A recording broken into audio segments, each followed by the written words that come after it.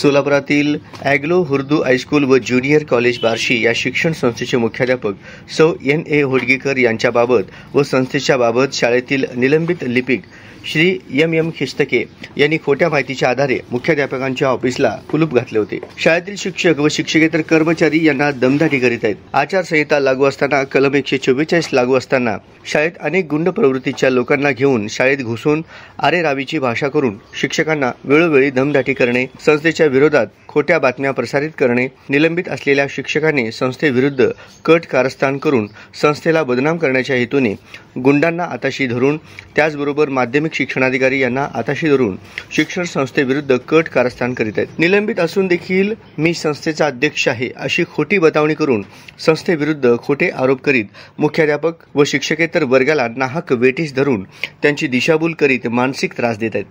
महबूब खिस्तके यांच्या विरोधात उच्च न्यायालय मुंबई येथील खटल्याची सुनावणी झालेली असून त्यांच्या विरुद्ध निकाल लागलेला आहे। तरी देखील न्यायालयाच्या निकालाचा अवमान करत महबूब खिस्तके हा न्यायालयाच्या विरोधात कट कारस्थान करून संस्थेची बदनामी करण्याच्या उद्देशाने प्रसार माध्यमात खोटी माहिती सांगून ती प्रसारित करीत आहेत। महबूब खिस्तके यांनी शिक्षणाधिकारी माध्यमिक यांना खोटी माहिती सांगून त्यांच्या मार्फत संस्थेतून निलंबित असताना सुद्धा त्यांचे वेतन काढण्याबाबत संस्थेवर दबाव आणत आहेत। शिक्षणाधिकारी माध्यमिक यांची देखील महबूब खिस्तके हे दिशाभूल करून कृत्य करीत आहेत। महबूब खिस्तके यांच्या विरोधात उच्च न्यायालय मुंबई यांनी दिनांक 6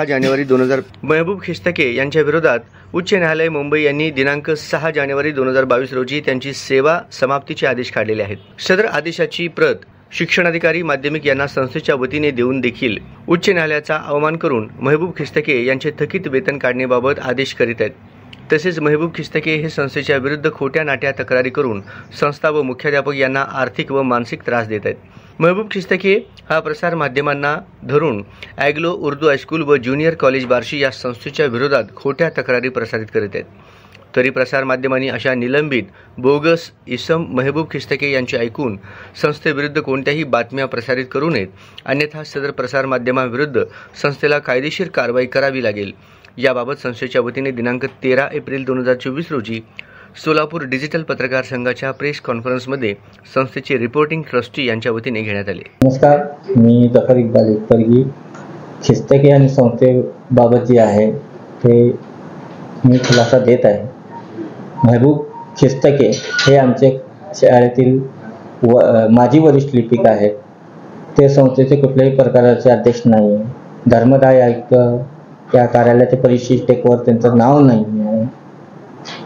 महबूब खिस्तके हे माननीय उच्च न्यायालयाचे मुंबई येथे दाखल याचिकेच्या निर्णयाप्रमाणे 2016 ते 2024 पर्यंत त्यांचा कुठलाही वेतन काढता येत नाही। कारण माननीय उच्च न्यायालयाने त्यांना संस्थेला असा आदेश दिलेला आहे की त्यांना सेवा समाप्ती करा 2021 मध्ये दिलेले आहे। त्यांचा कुठलाही प्रकारचा वेतन अदा करण्यात शाळेचा मुख्याध्यापक किंवा संस्थेकडून करता येणार नाही। या उलट शिक्षणाधिकारीने दबाव तंत्राच्या खाली येऊन आमच्या मुख्याध्यापकाची बदली मान्यता रद्द केल्याचे आदेश दिलेले आहे आणि अक्कलकोटला अक्कलकोटला जाऊन ते हजर व्हा म्हणून सांगितलं आहे। वास्तविकता पाहता अक्कलकोटमध्ये मुख्याध्यापकाचं पद रिक्त नाही आहे।